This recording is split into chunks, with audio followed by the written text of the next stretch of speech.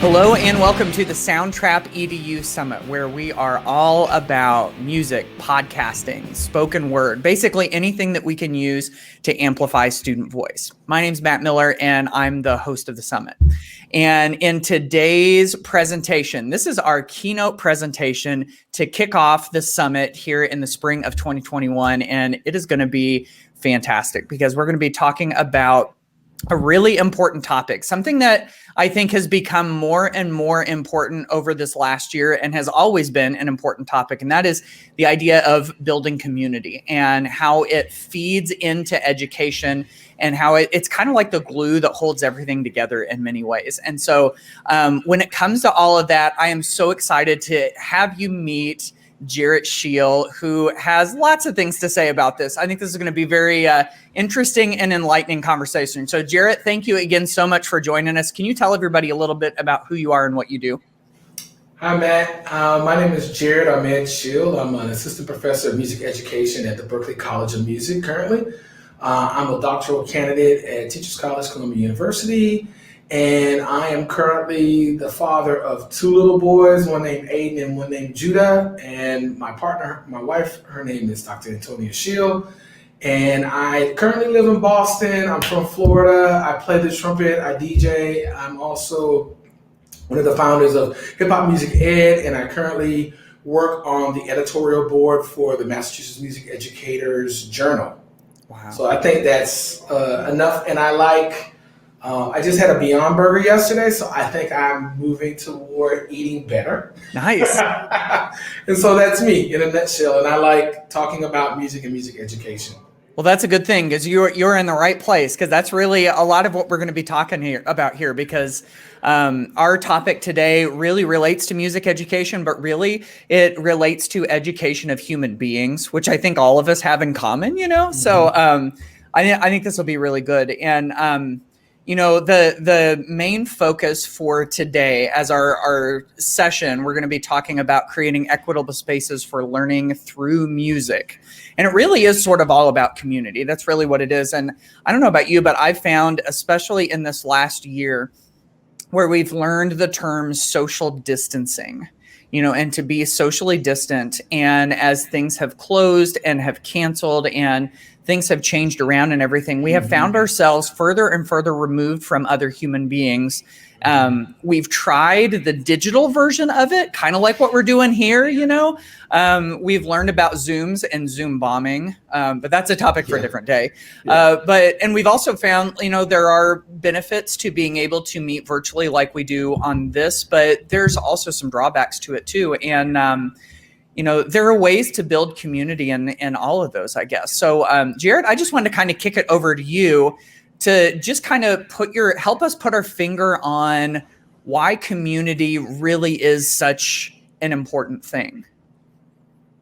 That's a good prompt. That's a good question.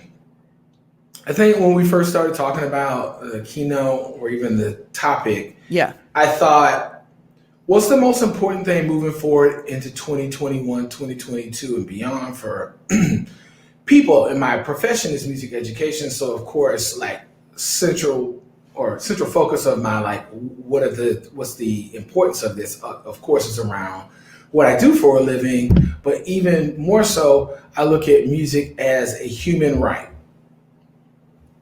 Everybody deserves access. I think even the UN says that. There's some committee on that. And I've been reading a lot of this guy, and I'll get back to community in a second, this guy named James Baldwin, who to some people, he seems very militant. I mean, he does have some very strong views, but I think really he's talking always about, even in The Fire Next Time, he's talking about how we can avert disaster. How can we come together as a unit? So the reason I find community important in music education is for a number of reasons. One, there's a term called communities of practice. If you ever look into this is an idea when we talk about how do communities take part in music making, or how's the community an important part of the education of somebody trying to move up in music. And so within communities of practice, I've written some notes because I want to make sure that I share these with the good people that are listening, there's an article by Shippers and Bartlett, which is two Australian educators or researchers. They talk about these 9 domains of community music, and I want to kind of talk about that really quickly.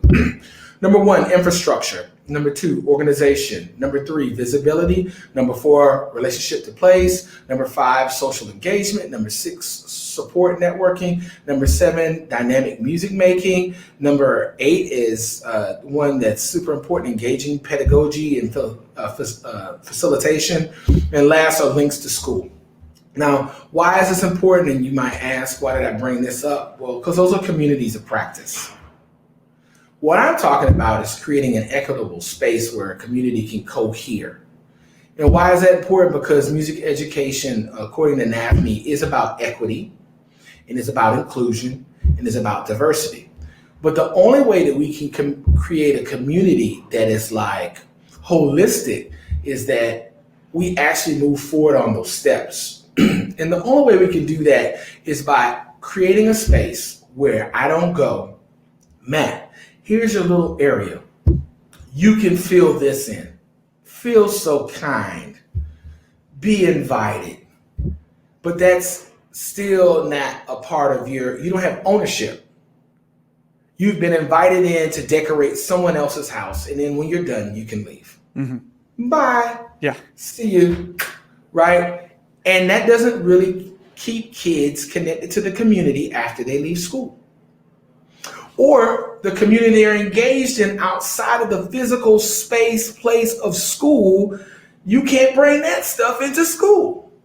So then it's just really weird, segregated, apartheid-like community. I know somebody will get super upset that I used apartheid, but it's a system that keeps people segregated from the people who are, and I could talk about many instances recently, maybe at TBA and different places, in which there is a standard in which you have to achieve in order to be in the community. So you can take part in the community, but you can't be in the community. I can do stuff for the community. I could be a activist. I could be a participant, but I can't belong to the community. Which is one of the reasons why the attrition rate, and I think William Bauer from University of Florida wrote this great article about the 80% of kids who are not involved in music programs all across the country, even before the pandemic, but definitely are probably more disconnected because there's no one-on-one connection. So how do we create these spaces and places? It has to be you asking, you invite. You know, Randa also would say that. Well, you invite, you encourage people to be part, and then you don't write where they can fill in the blank. You have to be cool with wherever they deposit their cultural artifacts, however they are able to engage and participate, instead of telling people where they can be. And I think that's one of the great things about democracy is like we can all vote. Doesn't mean that your voice will be heard or the thing that you want will happen, but we can all vote, and where you fit in where you get in. And I think that's one of the tenets I would like to bring into music education. Instead of there being an authoritarian teacher, facilitator person that's always in charge of everything, nothing can be malleable or flexible, nothing new can come in. We only have a set thing of standards that somebody on high decided a long time ago, and we're still living by that. And so that's not really an inclusive community. It's not, you know, and so I think it's super important moving forward that we create one, because music is ever evolving and changing. The culture's not going to stay stagnant. We're not going to stay in this moment. We're never going to go back to the good old days of 19 whatever. It's only going to go forward. And in 2021, which is so far away from 1976, the year I was born, they could not imagine all the things, even though there are people that have probably been saying about the pandemic and systems of inequality and access and advocacy and all those things. The moment we're in, we have a perfect opportunity to work with the kids and the young people to create a future that looks more like the thing that they're going to live in the next 40, 50 years, when I might not be here. You know, and so I think that's super important for music educators to focus on that. One, it makes their career more relevant. It helps them have access to the learning along with their student. This is the part most teachers, most people who facilitate learning never really think about. How, not just how great of experience the students are having, but am I enjoying this? Am I growing? Am I learning from this? And can I take part? And I think that's the part that really raises the attrition rate, is because they hate what they're doing because they've never really thought about themselves inside the learning. Yeah. They always have to be in control. And as Paulo Freire would say, it's like the oppressor is almost just as much a member or a slave of the action of oppression as the person being oppressed, because in order for them to feel gratified, they have to do that thing. Yeah. That sounds like an addiction. Yeah.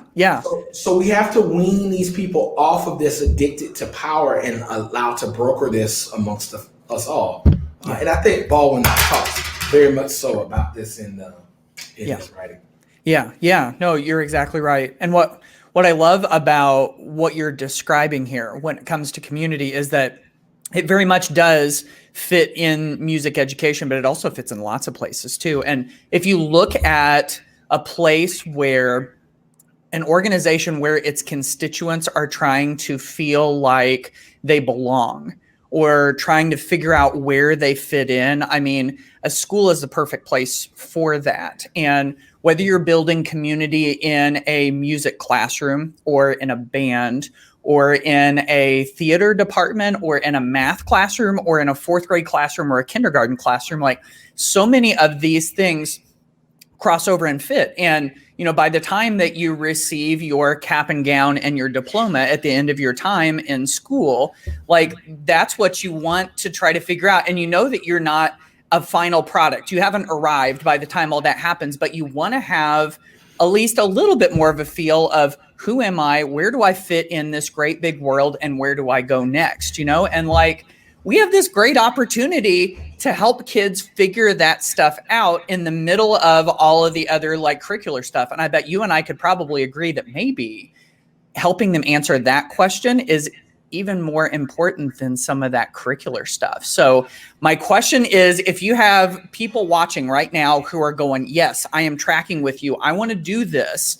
I want to make this happen in my music program, in my theater program, in my band, in my math class, in my fourth grade class, in my kindergarten class, whatever it is. What are some steps that we can start to take to help that community flourish? Oh, that's a really great question. And I think some of the steps that we can immediately take, I will start this by saying, I still talk to my high school band director, like usually once a week, this guy by the name of Leroy James Gibbs III, one of the really, really awesome people. And he said this thing to me last week. Some of the things I had written had touched him in a way that like made him think about his teaching career. Yeah. He used the old school term of reading, writing, and arithmetic. And he was always a music teacher, so I don't, but this is the way he learned. And I think those are the three things are super important into creating a space that's equitable, a space that's inviting, a space that they can, especially music educators, we need to, based on some of the standards we already know, based on, NAFME and other boards all across the country, that we have certain standards like creativity, demonstration, performance, analyzation, all these things, right? Students need the ability to be able to read their world no matter what the plane is. They need to be able to write their world, right? Have ownership, being able to be in control, be able to say like what is what. And they need to be able to do the math of why this thing is the way it is. Reading, writing, arithmetic, right? So some of the things that teachers could do automatically, any music teacher could do, is ask students what kind of music they would like to analyze. Super easy. Number two, and I think that can be done without having long brokered discussions. We could just send out a survey. You could listen to them. You could ask. You could Go on social media. You could look Billboard. You could look on SoundScan to see what are some of the most popular relevant forms of music. And then you could have maybe discussion. So next thing after you ask is now you should create some type of facilitation. And that could be a critical discussion model in which I go, Matt, you and I need to sit down and figure out what this is we're going to do for the semester. So after following that, usually I create something called, most of you would know this, project-based learning. So that means some type of capstone in which the student can build skills over the course of the semester and have a definitive work at the end that they can show in pride that I created this, either alongside, parallel to, or in opposition to this prompt, these people I'm engaging with. Hopefully it's alongside of and in cooperation with. Collaborative work is a big hallmark of all of this democratic participation and engagement. All right. So now, third or fourth, you need to create entry points that allow for true access. Don't pick spaces and places that kids, and this would have been the same way if the pandemic wasn't happening, that they can't get access to, whether it's digital or physical. Or even if, watch, this is the hard one people don't want to talk about. What if it's a mental space, a philosophy or thinking that they've never had the opportunity to wrestle with? Mm-hmm. So you need to create an access point in which they can now have agency to speak their mind, right? They need to have advocacy. You're working on their behalf, or they can work on the behalf of a topic that they feel very impassionate about. So that might mean opening up your music ed space to, watch this, to more than just notes, more than just timbres and sonorities. You have to open it up to topics like social justice, Black Lives Matter, gender inequality, LGBTQ. Even if you don't agree with it, it's not about that. Remember, this is a space in which you're trying to engage people in being great people, not just creating musicians. And so one of the things I love, and I'll just segue real quick to talk about Soundtrap, and that is a ploy, but just to say what I love about it is a space in which I can't tell students what to do. Once I open it up and they can use it 24 hours a day and they learn how the tools work and all those things that you should do as a good facilitator, then I can push them like little birds and hopefully they flap their wings and I can either catch them, don't fall, or I can go, wow, you're going really far, because now they're using the expressivity tool to be able to share their narrative, their story, their journey with other people. They might be even working through therapy, all the trauma that has happened from the pandemic or life or being at home all the day, whatever. And it's at their access 24 hours a day. Mm-hmm. Yeah.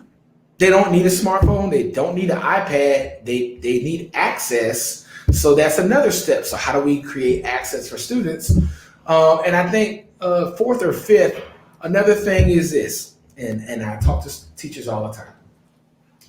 You have to do the work that the students have already done.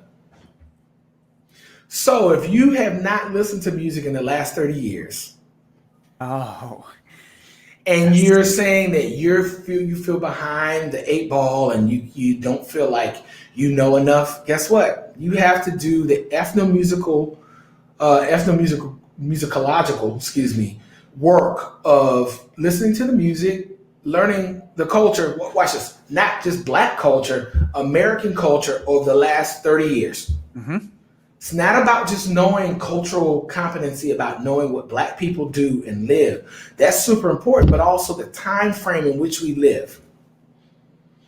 That's super important because we can't make generalizations. And that was the thing I looked at when I talked about culture the last week, was this idea. And I looked at this like culture is emergent. It comes out of the coherence of people's lives, habits, and mores. It also coheres around religious rites and rituals and group events of which people become engaged in, usually due to the various ways they're inculcated. Straight up and down. Mm-hmm. Like, those are some of the ways in which people communicate in culture. And if your classroom doesn't allow for those spaces, if you don't try to learn those ways of living, and we talked about this term the other day, ontological ways of knowing and being, We right? did. Yes. If we can't connect in that way, what happens is you do harm and damage by placing your thoughts about how the world exists and how on other people without asking them if they have any trepidation or any reservations about what you say, because your way is the right way. Mm-hmm.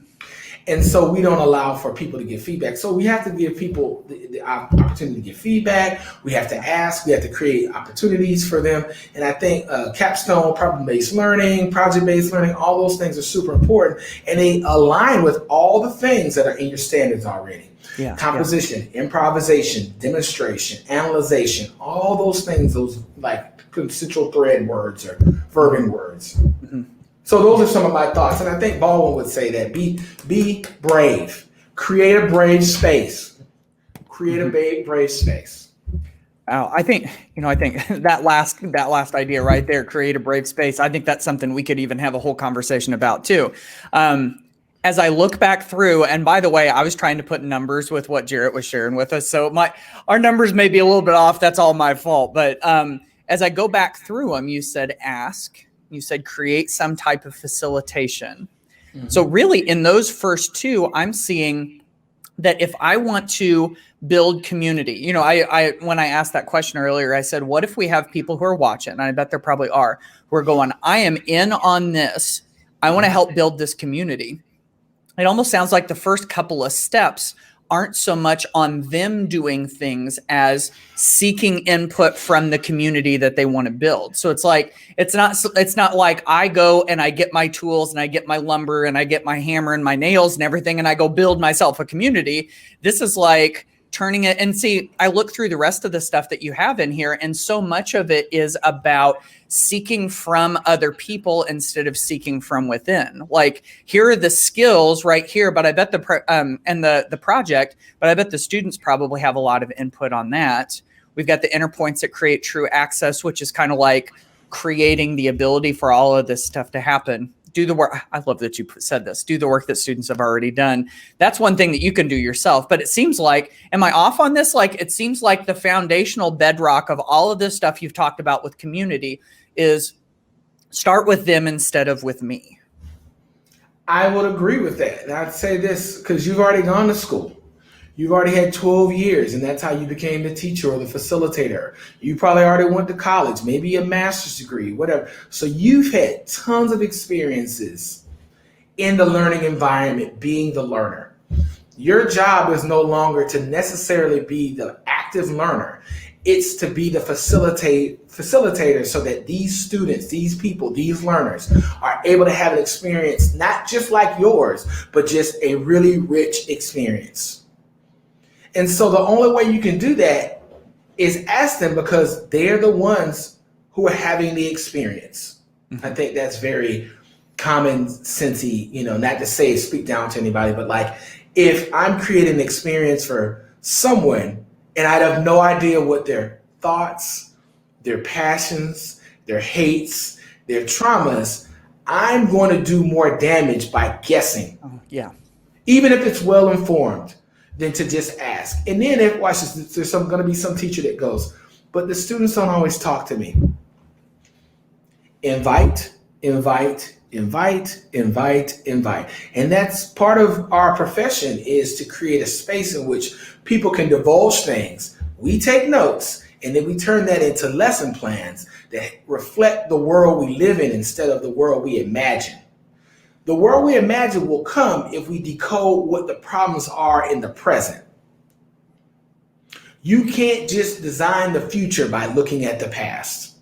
You have to look at right now where we are. And that means the space that you and the students live, the community in which you live, the country in which you live, the planet, the universe, wherever you are. You have to look exactly where and when you are before you try to design anything for the future, because you can't change the past. Mm-hmm.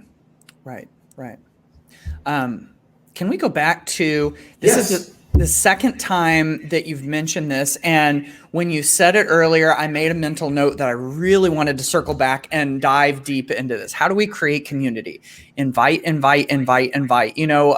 We were talking the other day, you and I, Jarritt, and you mentioned this. This was in sort of our little pre-discussions before we did this recording. Mm-hmm. And this thought, this idea just sort of sat with me for a long time because I think about the different realms within my life where I've tried to influence others.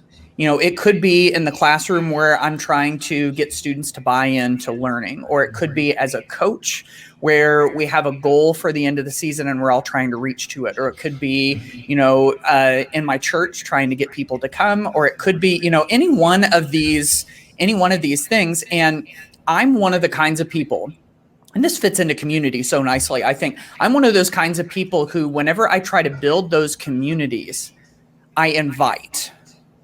And they go, no, I don't think so. And I go, okay, never mind. That's okay. That's okay. Never mind. You do you. Okay, I'll see you later. And you're like, no, you invite. And then you invite. And then you invite. And then you invite. And it's like and you don't just invite 4 times. It's on the screen 4 times, but you don't just invite 4 times.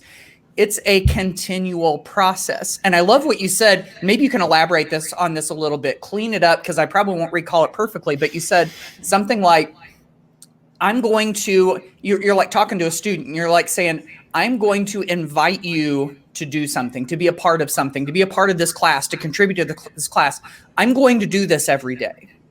Just be prepared for the fact that I'm going to do this every day. This is just who I am. And this is the culture that we are creating around here. And I thought that was so, so powerful. Like, even if they say no every single time, you still continue to invite. And that's got to be like a critical part of building a community, I'd imagine. I'd love to hear more of your thoughts on this. Yeah, I learned about this stuff from not books, but from working with kids. Yep. Adults are a little harder sometimes because we can be a little bit more finished. Kids are always still in the process of being made. This is a great philosopher, one of my teachers, Maxine Green, one of my favorite teachers. In her last class that I took with her, and there were many other people, it wasn't just me in the class, she made a statement which she had probably said many times over the course of her career, and I'm going to get back to this invite thing, because I think she's really the one that I really first heard it, and then it was echoed by one of my other professors, Miranda Alston, to invite.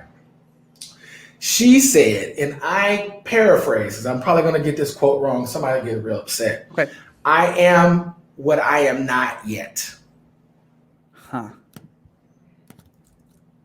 I'm always, and she might not have said this directly, but I'm always in the process of being made. Until the moment I leave this earth.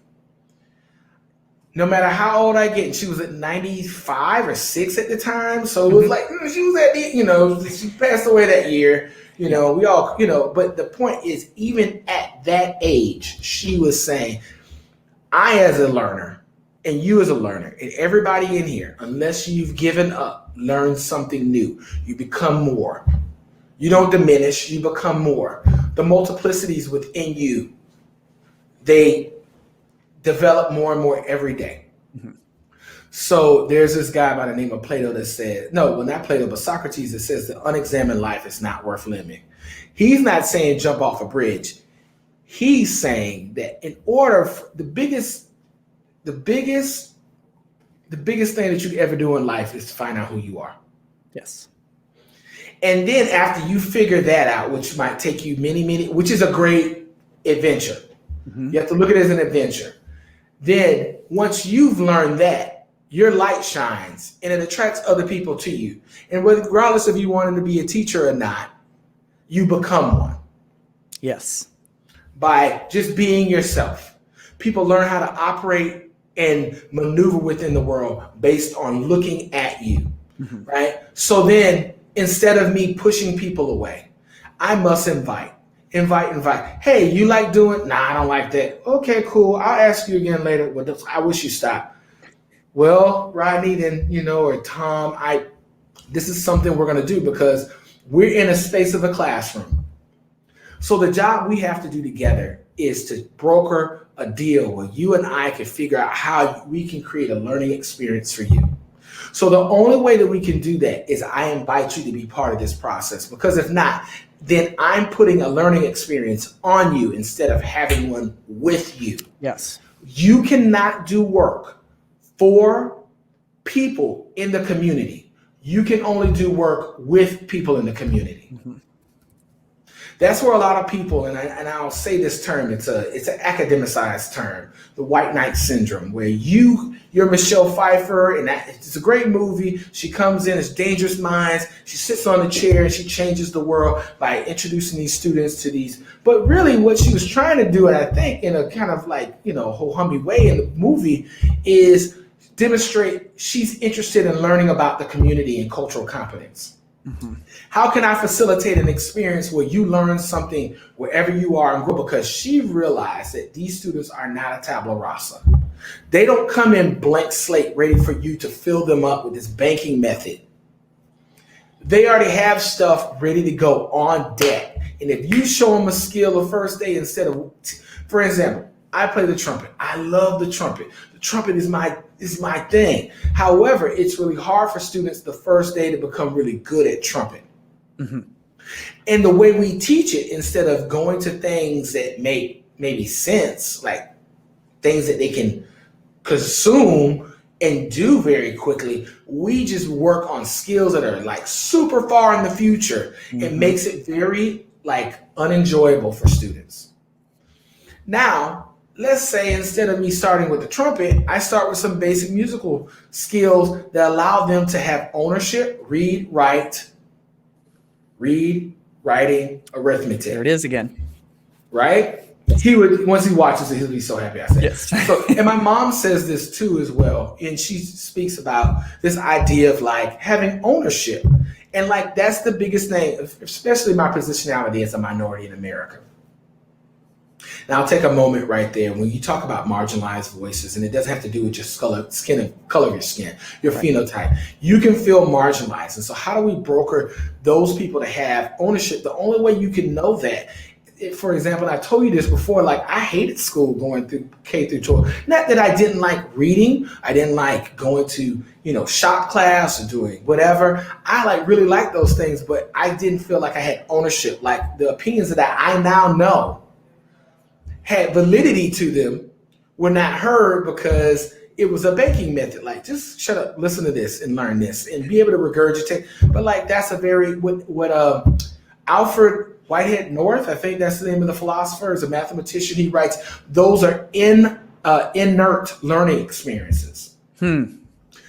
There's no catalytic moment, nothing transformative about it, because it's just like, here's a rock. Yeah. And rocks are great, but they don't change into anything. A rock is always going to be a rock, especially if it's nothing in it that's transformative or catalytic. So we want experiences. So to invite, and create this space involves humility. To not get overexcited because people don't want to do the thing you want them to do the first time. Most parents know that you can't get testy about that. Especially after the first kid. Right. Like I've learned I can't make anybody do anything they don't want to. So once you learn that, then I have to ask, so what would you like to eat today? What would you like to do today? What would we like to learn today? And if you can do that for a 4 to 5 to 6-year-old, then guess what? That's the same type of ethos and mythos that you need to move forward with and navigate the world with every student that you come across for the rest of your life. And watch this. This is the part that makes it fun for you. It takes the ownership off of you, and therefore you just sit and listen. There should be no reaction for you because this is not about you. Right. This learning experience is about those kids. So all we can do is invite, change the way we invite. Maybe instead of being angrily inviting, we go, hey, would you like to come along with me today? Instead of, and this is the thing, and I'm a Christian, so if you need, right. So if I invite somebody to church or worship, wherever you are, and I go, you're going to hell, you need to come to church. That's not inviting. No. FYI. And this is not to do with religion. This is not to do with, Mm-hmm. I'm just using an example to say, inviting would say, hi, I would like, maybe I really enjoy church. Would you like to come to church with me one day? Can I come next week? Yeah, anytime you like. Anytime. Feel free to call me anytime. Mm-hmm. Feel free to be involved with me anytime, to come. If you want to leave in the middle because you feel uncomfortable, it's okay. I'm going to continue to invite you. And if you don't want to come, all you have to do is say no. I won't be mad if you say no, and you don't be mad if I ask again. And if we can have that type of relationship, I think so much could be done in a classroom or virtually across space and time, like you can do on Soundtrap. Invite the student to use the prompt to create some music. Yeah. That's all you have to do. And whatever they create, regardless of how big or small it is, you are there instead of to assess, as in to say if it's good or bad, to say not only that, but to ask, how did I do to facilitate this? Like, was there any weird parts? But teachers rarely ask that, whether it's in a survey or whatever, because they don't want to be, because they have to be the center of authority instead of part of a learning experience. Right. Yeah, exactly. It's like positioning yourself alongside, shoulder to shoulder, next to, instead of in front of, in command. As you were going through the invite idea, right there at the end, you said a couple of things that stood out to me. So I took them down in a note here.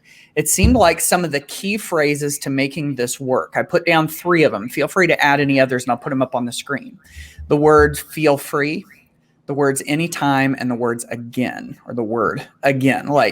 I thought that was so powerful what you said. You said, I'm going to invite, and it can be inviting a kid to play the trumpet in the band. It could be inviting, a student to be a part of something, but there's also invitations. This is what I love what you were saying. There's invitations every day to engage in the learning. There's invitations every day to come along in the process.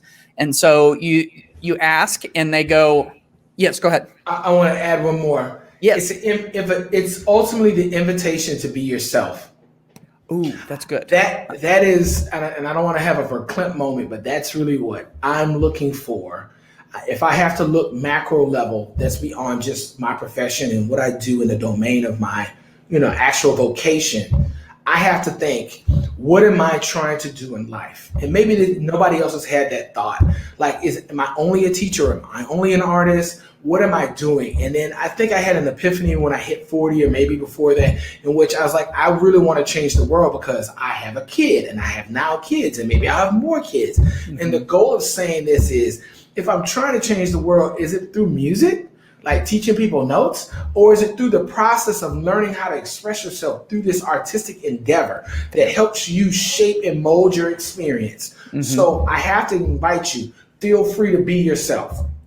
Be yourself anytime. Again, I would love you to be yourself, and it's not about whether I like you or not. Mm-hmm. Yes. It's really a question of, do you like yourself? Mm-hmm. And what about that experience with yourself, interacting with the art and those things, can you share with everybody else through your narrative, your story, your journey, any of those things, whether it's good or bad? Because I'm not trying to get you to write a love song. I'm not trying to get you to write an anthem. I'm trying to get you to express yourself, whether it's about you or telling somebody else's story or telling the story of the pandemic or telling something great about you, a made up story, fiction, non-fiction, anything. Yeah. I'm trying to get you to be communicative, because if you can communicate, hold on, wait 1 second. If you can communicate, I bet there'll be more peace on earth. Yes, agreed. Wow. Music is a universal, drop the microphone. Yeah, universal language. I think these experiences with art and of all kind words and things allows people to do me search, so that when I talk to Matt, I'm not looking to offend. I'm looking to invite you to communicate and engage with me in a way that we get to know each other better, because I know myself better and you know yourself better. And how about, instead of me tell you about me, I'm asking you about you. Yeah. And you're asking me about me. So you're inviting me to be myself around you. And yes, if we could be ourselves around each other, there would be no hate, but only love. Yes. because you would know that I'm not trying to take anything away from you or to silence you or mute you. I'm really trying to be connected to you because I know I am. I know I am. Mm-hmm. Yes. Yes. This has been such a good conversation already. I mean, we've kind of talked about community in general. We've talked about some of those steps that you can take to build community. We talked about the power of invite, invite, invite. We even just recently talked about, it's not about do you like me, it's about do you like yourself. Like this is such good stuff. There's one more quick question I wanted to ask you related to community building. And I want to shift to what kind of community building looks like on Soundtrap, because I think we can use that, whether you use Soundtrap or not. Hopefully you do, but whether you use it or not, this will be a great example of how you can use a digital space to build community. So either way, I think it'll be helpful for you. But within the topic, within the title of this, we talked about creating equitable spaces for learning through music. And there's that word equitable, and you've used the word inclusive. And the idea here is basically like, include instead of exclude. Equitable, making things so that no one has an unfair or distinct advantage, like making sure that everybody starts on the same footing, stays on the same footing. That stuff, if you get that right, it's almost like, I'm going to steal from Sir Ken Robinson for a second. It's almost like, creating that perfect scenario where a flower can bloom. You don't paste the petals onto the flower yourself. You don't add the leaves. You don't make it come up out of the ground, but you create the conditions for it to happen. And I've got to think that making an equitable, yes, sir. Yes. Yeah. Yes. So I've got to feel like, making an equitable space where people aren't at an unfair advantage, and an inclusive space where people feel like they can come and be themselves and are able to be included instead of excluded. Like that's got to be like the fertilizer and the water and the sunshine that helps this whole thing flourish, right? Mm-hmm. Yeah, I would say, I've worked in a number of spaces. I taught high school in the Bronx. I also taught college, different places. Mm-hmm. And I also worked as an assistant band director at a high school in Orlando, and worked as a lot of things during my time in Orlando. Mm-hmm. But the reason I wanted to bring that up is the one thing I learned from all of that is teachers, and I'll speak about myself. I won't speak about all teachers. I, at one point, tried to make a lesson plan that was going to cover everybody's learning by doing one similar activity for everybody. And what I've learned over time is, one, that's not good for differentiation most of the times, which if you're a teacher, you know what I mean. Because there's many levels of that. That's number one, to invite you to be yourself means I want you to be yourself if you have dyslexia. I want you to be yourself if you're autistic. I want to be yourself if you're blind. I want you to be yourself if you're you're deaf. I want you to be yourself if you have palsy. I want you to be yourself whether you're black, white, woman, gay, straight. I want you to be yourself so that you can be relaxed to unwind and learn about yourself through this experience, because that's the only way you have really deep understanding. Meaning making is one thing, and that could be frivolous and it could be passive or aggressive, right? Or active. But the deep understanding is something that's really individual. There's no united understanding. Because that was true, then there would be peace all over the world, because we would all have an understanding of how the world works and what are you and all that stuff. So at the end of the day, I just want people to understand when I'm asking you to be yourself, it doesn't mean that I'm asking you to be yourself in the face of everyone else in opposition. Rays of light can be everywhere and they don't cancel each other out. Maybe it's scientifically, maybe so, but in my imagination, these photons bounce off each other. They don't cancel each other out. Mm-hmm. Photons can be rays and particles. All right, I like science. I'm a big nerd. Okay. So if those things can be both a ray and a particle at the same time, that defies definition for most people. I didn't know that. And a student can be learned and they can be ignorant of certain things. And so my job, and I can be too, I can be an oxymoron, right? I could be like, those two things shouldn't exist. And so that means that we're both working together to be better people every day. And I don't think I really answered the question, but I think I really want people to think large scale. I think we might even want to bring me back, but like large scale, like I want them to think that it's about literally just being yourself. Yes. And being yourself doesn't mean that you try to tick other people off. That's not being yourself. You can disagree with people, but to offend, that takes an act of action. Like, I intend to do this. Whereas being myself means that I just woke up, and if you're offended by my hair, that's, it's my hair. There's nothing I can do about it. But if I decided to do something to just offend you, that's not being yourself. Yeah.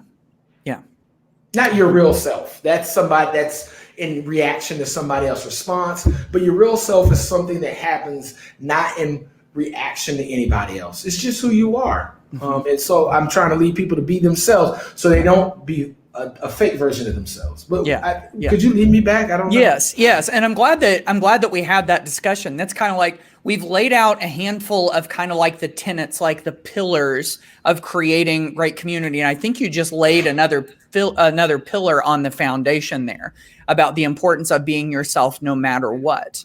I thought this was great. Understanding as individual. There's no united. Or so, like, the way that I understand something can be completely different based on my own, journey through life. Right? Yeah. No, this is great. I think that's what we've done poorly in my profession.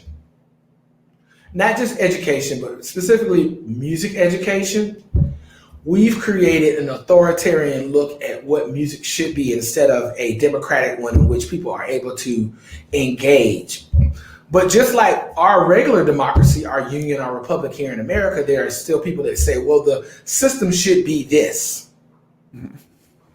as opposed to whatever comes out in the vote. Because that makes me feel uncomfortable because the system I've been in had always been this. Yeah. And now it's changing, and the demographic is changing, and all those things. And I'm afraid. See what I'm talking about? Fear. Because I don't know these people and what they like. I don't listen to the radio, and I don't know what hip hop really is, or what emo or trap, or I don't know any of that stuff. And I'm afraid because I have to learn a new set of skills. Right. But you don't. It's just new content. It's the same intent of decoding and analyzing with heart. Yeah. It has to be with heart. Yeah. And then if you can do that, then you'll always be ready for the times. Yeah. I'll even add to that. If you have nervousness about that, and that was what you were saying earlier, you have to do the work that the students have already been doing. That's really what you're talking about here.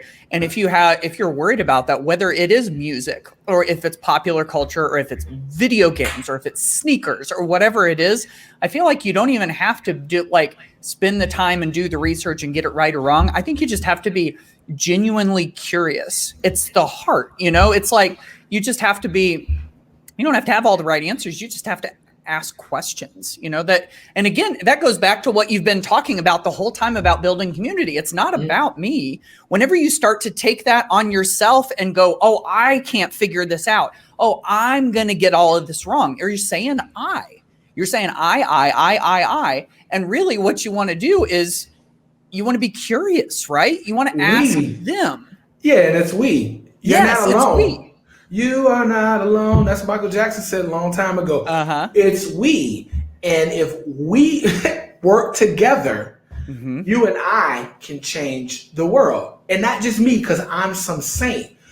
All of us collectively working together to change the world to be a better place through individual action, corporate action, collective action, all those things. And it doesn't mean one agenda.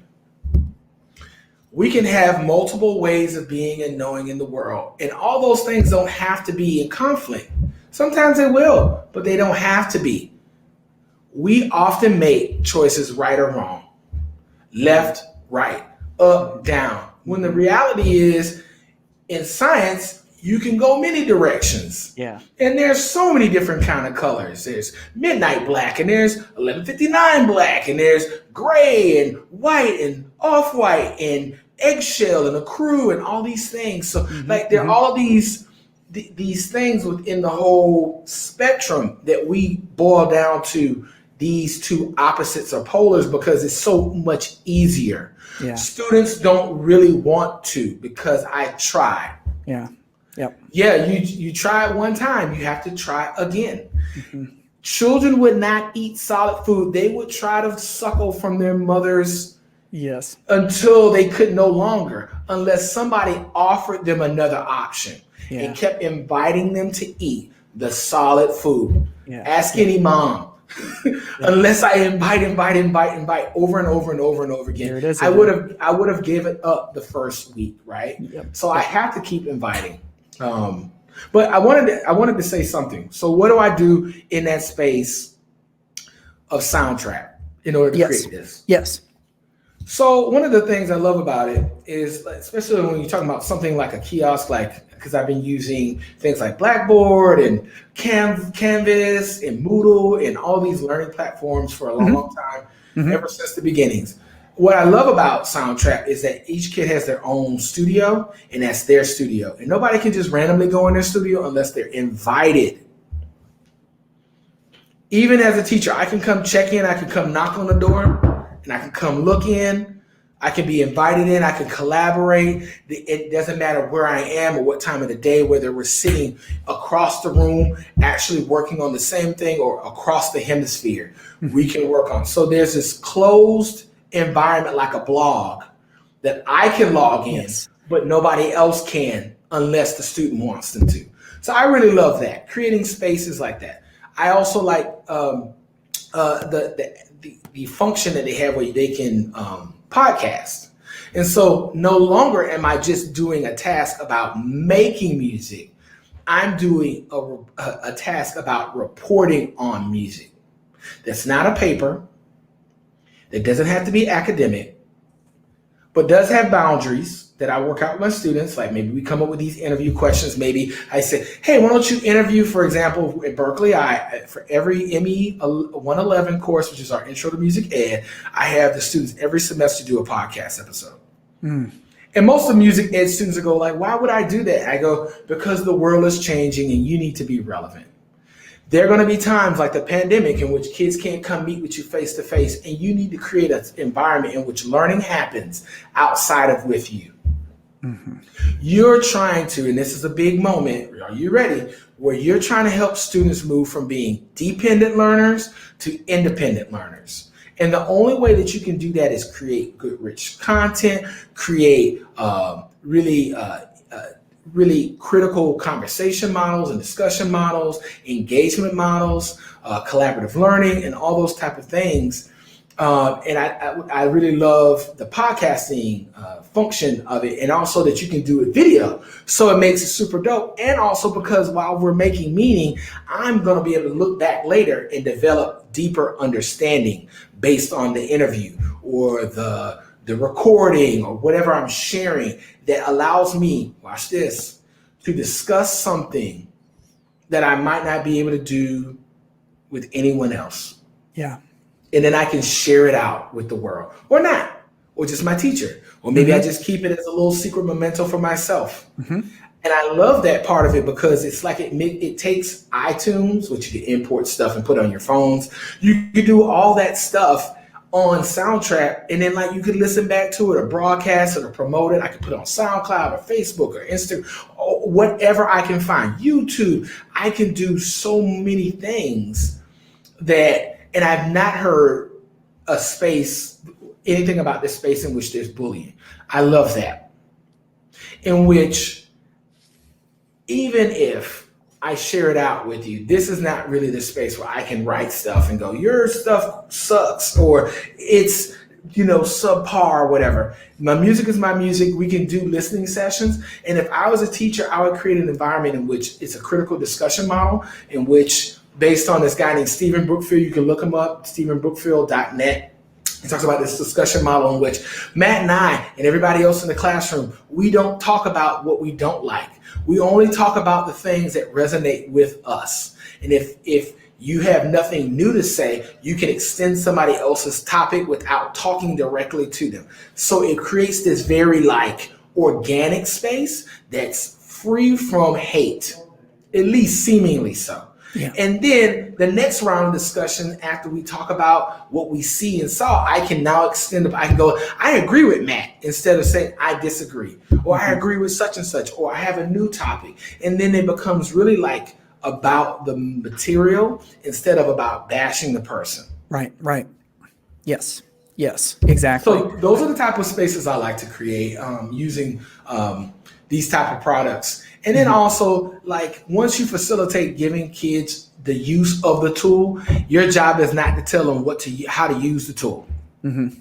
Once you've shown them, if they come up with something innovative and revolutionary that you couldn't imagine, be quiet. Shh.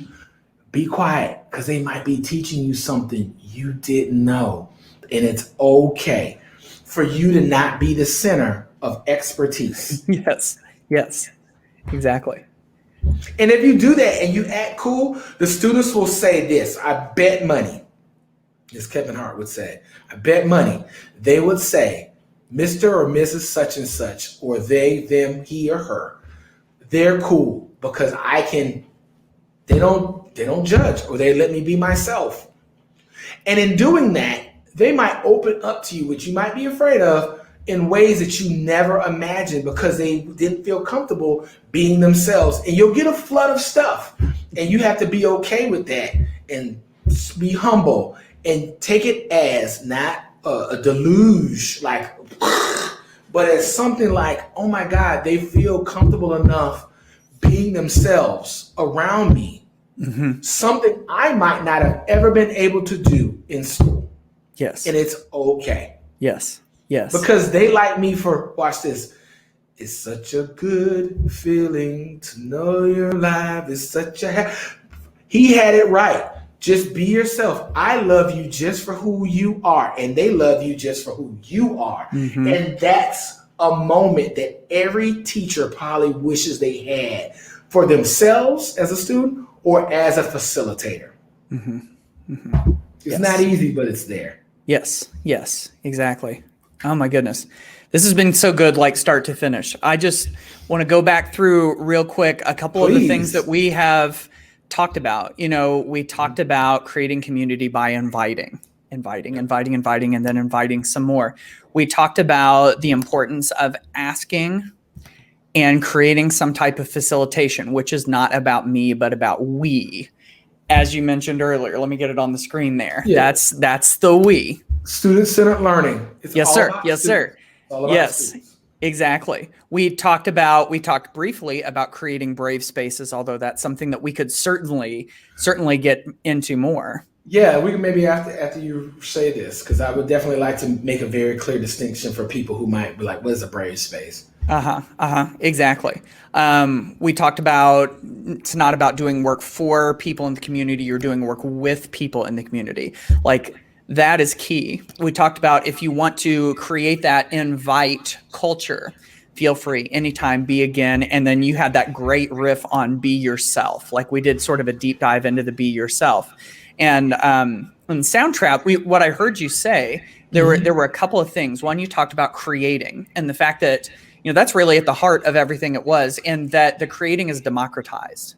Like, everybody has access to it. And then you also talked about how I can make it for myself and keep it for myself, or I can share it with someone else. So you determine who the audience is, you know, like, you know, all of this stuff plays so nicely into that whole idea of community and to creating, you know, just like we decided before, creating equitable spaces for learning through music. That's what the title of this is. And I think we've touched on all of that. So as we finish this up, Jarritt, do you have any brief emphasis on the word brief, my friend? Yes. Closing thoughts.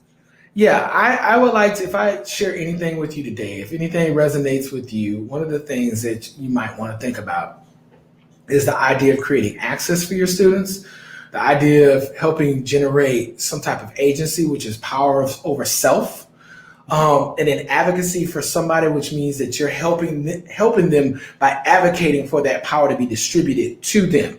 And then last but not least, relevance, which makes the learning more like congruent with what their life is currently, as opposed to like making them think about something from a far off, long way time. Another thing I'd like you to think about is a brave space. As I spoke earlier about not being so happy with school, I did love school. But the one thing I would say is that there were more safe spaces than brave spaces. And I'll expand upon that to just say safe spaces, in my own estimation, are places where you can go to hide out. You can go to be safe, which change doesn't necessarily happen in safe spaces. They're usually on the edge of some conflict. Whereas a brave space allows you to interact with other people and allows you to say what you feel in a non-threatening way, even if you disagree, and you could work it out. All right. I think that's the thing. We need to have spaces where people can be themselves. I don't want you to be tolerant and think that tolerant means that you can't speak to me. If we disagree, I want us to be able to have a dialogue. Yes. And the only place that we can have that is not in a safe space, because we shouldn't do those things, right?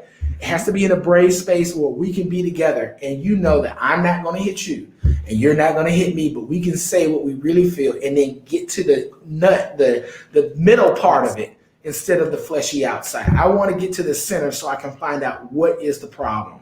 Yes. And so those are some of the things. And I think, I would say when you're dealing with the things that you're talking about, there's a great, of course, Baldwin, but one of the things I would tell you to look at, there's a great article written by James Baldwin, and I invite all of you to read it. It's called An Artist's Struggle for Integrity. The Artist's Struggle for Integrity. It's a great writing, and it talks about how artists know things that nobody else does. And so I would invite students to tell their truths in the work that you do together in Soundtrap. When they make something, when they produce something, when they publish something, I think that you should celebrate that, even if it goes against some of the things that you disagree. But their goal is not for them to sound like you, it's for them to sound like themselves. Yes, sir. Yes. That's great. That sounds like that's the moment right there. That's the finish. And now, see, all I want to do is I want to start singing. You are not alone. I mean, Mike was the man. I'm here with you, right? But you know what? The funny thing is, people will essentially, and I know we got to go, but they'll essentialize into the song and how he was seen. But again, nobody really knew him. Mm-hmm. Right. So it's about perception. It's about, what we think versus what we know. What we think is what we think we know, but we don't. And so Michael writes these wonderful tunes, and many other people, in which they're really talking about the stuff we're talking about right now. Right. Yeah. How do you get rid of bias, stereotype, and prejudice? How do we get rid of racism, sexism, all the gender ableism? How do we get rid of all of this? Is just work together. You are not alone. Mm-hmm. Yes. Yes. I am here with you, and we're working together to do this thing. Yeah. Yeah. That's like the anthem for what we're talking about here. We got a song. I mean, isn't that perfect for this? The Soundtrap EDU Summit. We came up with a song to represent the session that we were talking about. That's a perfect ending point right there, I think. Yeah. So. Yes, sir. All right. Well, Jarritt, this has been fantastic. I've so enjoyed this conversation. I feel like you and I could sit here and talk for hours and hours. And if you're watching this, we would love if this was like a non-pandemic era to sit down with a cup of coffee and you and the two of us, and we would have a great conversation, I'm sure. So I really appreciate it. If anybody wants to be in touch with you, learn more from you, anything like that, are there like social places or websites or any way that they can get in touch with you? Yeah, I have a personal website. You can find me at www.jsheelmusic.com. So jsheelmusic.com. I'm also on Facebook, Twitter, Instagram. I think most of those are at JSheel, which is my first initial last name. Mm-hmm. And then you could just Google me. Hopefully you won't find anything crazy. But I mean, it's just most music stuff, family things and whatnot. Sure. And then I think those are the best ones. You can also find me on the Berkeley website. Mm-hmm. But you can find me, the one you can really find me on Instagram. Shoot me a message. Okay. All right. Wonderful. Well, hey, thank you again so much, Jarritt. This has been fantastic. Appreciate you, man. Thank you so much. Hey, and thank you all so much for watching and for being a part of the Soundtrap EDU Summit. We'll catch you on the next one. Take care.